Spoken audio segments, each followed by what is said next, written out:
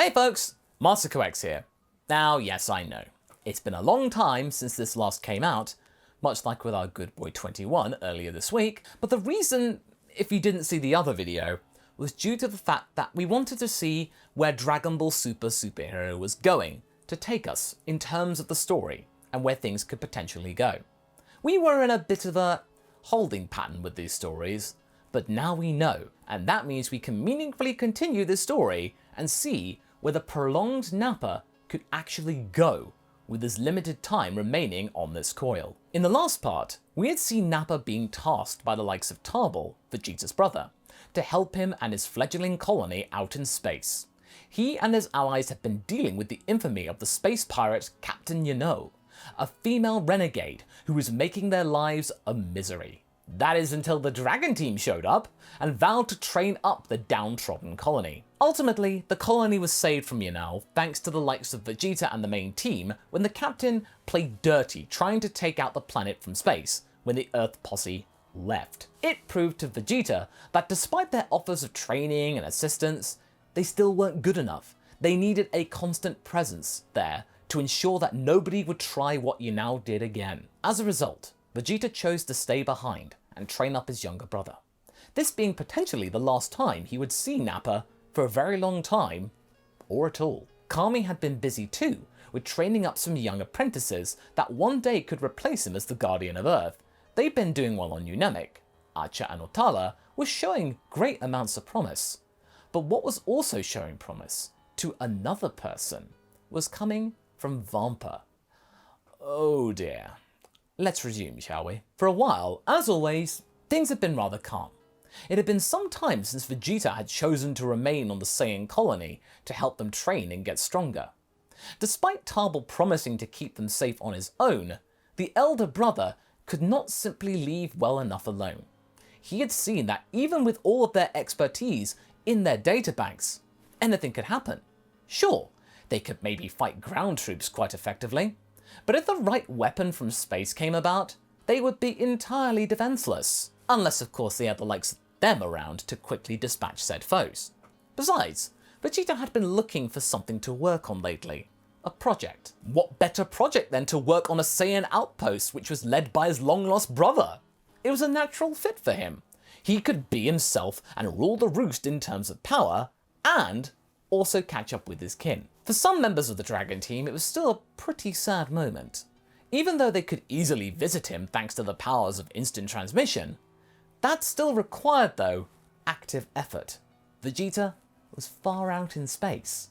Bulla especially was missing her Uncle Vegeta, missing all his little outbursts and bravado whilst he was the Capsule Corp Chief of Security. Things felt a lot more flat without the Prince around, a bit dull.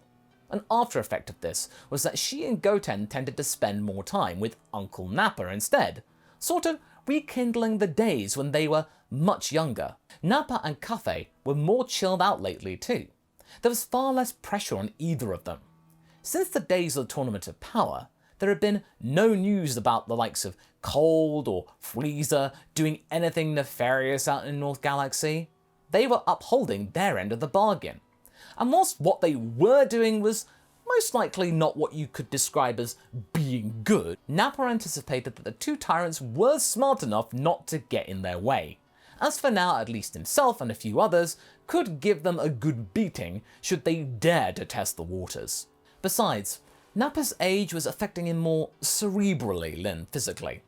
Despite being a proud Saiyan warrior, he was becoming more interested in slower pursuits, like his garden, which had been suffering a lot lately thanks to the whole Tarble shindig. Of course, in his case, it was unknown for how long such a beating could go on for. He really despised those two, but they had been useful when the need arose, to be fair, but he would never break bread with them in any other circumstance. He never wanted to see them again if he could help it. As for the others, aside from his scientific and familial duties, Gohan was busy training with Whis and Goku, trying to unlock the godly transformation, not having gone down the whole potential unleashed route in this particular timeline, so sadly, no Gohan Beast. Whilst Nappa himself, well, he chose to forego the Super Saiyan God skill tree. He chose instead to make the most of what precious time he had left. The fusion with his future self a few parts ago kept him relevant for a little while longer in his prime, but the perks of that technique were not known. This was the first time it had ever happened, so he could start to fall off any time now. But one day, Goten and Buller came to Nappa with some very sobering news. Someone had stolen the Dragon Radar. Nappa didn't seem all that concerned at first. He was supping a mocktail after a morning's gardening. Wow, someone could actually get through your mom's defense systems. And I'm not talking about your dad here. Uncle Nappa, stop it! A mild chuckle emanated from Nappa. Sorry, kiddo. I just wanted to lighten the mood. Mentions of Yamcha always make people happy. Guess not right now. Should we tell your mom? We already did. She gathered a few of the Dragon Balls just to be safe, which means someone else wants to find a full set. Nappa pondered this for a while. Did you find any clues as to who could have done this? Buller shook her head, being intensely frustrated at how Capsule Corp security could have dropped the ball on this so hard. Or in this case, lost them. Man, if only Vegeta were here. Well, the cameras were turned off, but we found this. It looked like a small ray blaster. Nappa examined it for a moment, and a spark of recollection crossed his mind. Huh, I remember this. Looks like one of the standard issue Frieza Force ones. The Zenny dropped. Damn it, Frieza! You couldn't leave well enough alone, could he? Nappa looked like he'd been fired up right on the spot. He stood up and was ready to go. Goten looked excited to see his uncle so pumped. So it was Frieza and Cold? He said. Nappa nodded. I can't believe he'd be this stupid as to try and steal our Dragon Balls. Does your mom still have the spare radar, Bulla? Bulla was surprised. Wait, she had a spare? Oh yeah, she does. Nappa grinned. Let me talk to her. And as such, Nappa called Bulma, who obviously knew where the last ball was located and was heading out there right now. She then took her capsule plane to the ice continent where it was located, she and Nappa taking Goten, Buller and Cafe with them. In the meantime, try and contact Whis. He can be pretty bad with answering calls. You're telling me? Bulma scoffed. After what felt like an absolute eternity since Cafe and Bulma can't fly, our winter jacket-clad heroes landed in the ice continent, only to discover that a large Frieza Force vessel had in fact landed there. Nappa gazed upon it, loathing the idea that he would have to go up against these two again. He thought that he had been done with the pair of them after the Tournament of Power, that they wouldn't be so boneheaded as to try their luck against planet Earth, where most of the strongest people in the multiverse resided. Nappa decided to approach the ship slowly, and when he got close enough, he could see the exit hatch of the vessel. A large contingent of Frieza's honor guard were leaving the ship, making their way to the father and son, who were busy just chilling out. But wait, who was with them? Nappa couldn't quite tell, but when he squinted and looked more closely, he was shocked. With Frieza and Cold, there were 2 Saiyans, and one of them looked eerily familiar to Nappa. Colonel Paragus? Unfortunately, Nappa's outburst could be heard across the way, and Frieza sighed. And that's why monkeys would never be good as spies. Shall we blast that Nappa away, son? No, father, let him come. Humour him.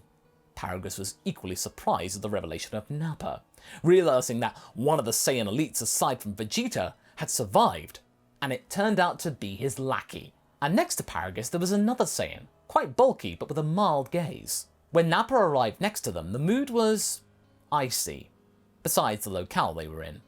Good day, monkey. We are currently busy looking for Vegeta. And Goku, of course. You wouldn't happen to have seen them on your travels, per se? It's quite nice to see you still alive and kicking, friend. Cold nodded, the friend part of that sentence clearly tinged with sarcasm. Nappa smirked. Well, I got bad news for you. You're too late. Vegeta doesn't live here anymore. He skipped town ages ago. Paragus looked disappointed. Of course. Once a coward, always a coward. Well then, since you were his patsy, our revenge will have to...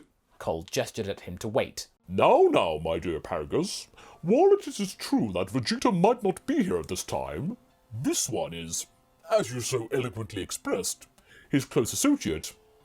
How about if your son demonstrates his power on him? No need to dirty your hands just yet. Nappa looked at the younger Saiyan.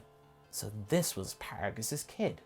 Broly, was it? He had heard some rumors back in the day about Colonel Paragus disappearing after his son Broly had proven to be freakishly powerful, but he thought King Vegeta had simply executed them both for failure. Instead, it turned out they either escaped or were exiled. Didn't matter though, they had lived to this day. Nappa looked at the boy. There was something sad about him, most notably his eyes. They looked sorrowful, somber, as if he were here against his will. Cafe spoke to Nappa through his communicator, she observing from the cameras on Bulma's ship. This poor boy is clearly in a lot of pain. Go easy on him, Nappa. He's not the one in charge here. Understood. Cold smiled at Nappa. Before we begin, my friend, I hope that you understand that we do not wish to wage war upon this planet. We just wanted to show you some, sportsmanship. Don't you Saiyans like to compete? Nappa looked at this new lad. He couldn't place his power level based on the energy that he was emitting. He was an enigma. He could be tough, or he could be nothing. It was very hard to tell. But the fact that he was in the presence of Frieza and Cold, and that they had invested a lot of time into this one, he must have had something. Before I participate in your little game, King, answer me this. Why do you need the Dragon Balls? Cold laughed loudly. That? Oh, we thought that would get your attention. Besides, Frieza isn't out to use said wish to conquer anything. He just wished to grow a few— Daddy, not in front of the monkey! A few silent giggles flitted around the honor guard. Does one of you want me to go back to my old ways? Paragus looked disappointed but nodded slowly. I guess Broly can do with a little warm-up. You never were particularly bright, Nappa, but you will do for a good punching bag. Do it, Broly! Nappa undid the buckles of his jacket, and the coat fluttered away in the gust. Nappa immediately regretting it. Oh, it was so cold. So, you're Broly, huh? You're a real legend amongst us grunts. A real powerhouse. But come on, you don't need to listen to those geezers. You're more than that. I know, I'm a geezer too. But as my friend once said to me— Nappa could not finish that sentence though, because Broly had already charged at him, but Nappa blocked the first punch. You don't seem like a bad guy. Well, just because he felt bad for the boy doesn't mean that he couldn't teach him a thing or two. He wasn't going to go too easy on him. Nappa was handily blocking every punch that Broly could throw at him, responding with his own massive fists. They had then moved their fight into the air, the Coldlings and the Earthlings watching from below. While Nappa was still winning this particular encounter for the moment, it seemed that this new opponent had something. He was getting slightly stronger with every punch that he flung in Nappa's direction, and what he was taking. He was progressively gaining power. Well, Nappa thought, it seems that the old rumours were true. Broly really was unlike any other Saiyan that had been born or since. It's a shame that King chose to cast him out instead of making use of him, but maybe that might have been just as bad for him. Broly being used as a tool rather than as a proper Saiyan warrior. In any case, Nappa will soon no longer need to go easy on the boy. As he punched Broly through a mountain, he decided to use this little pause to power up to Super Saiyan, much to his opponent's surprise. Paragus seemed utterly shocked by this. What?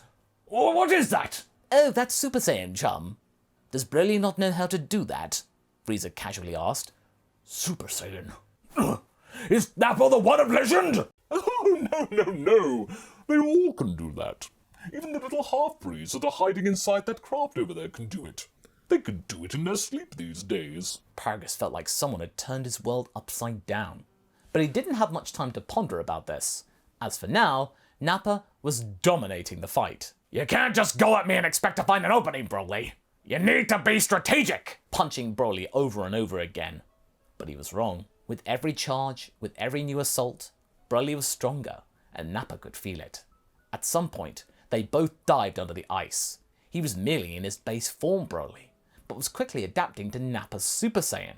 The old man had to up the ante. He transformed into his controlled berserker state, and decided to knock the rage out of him.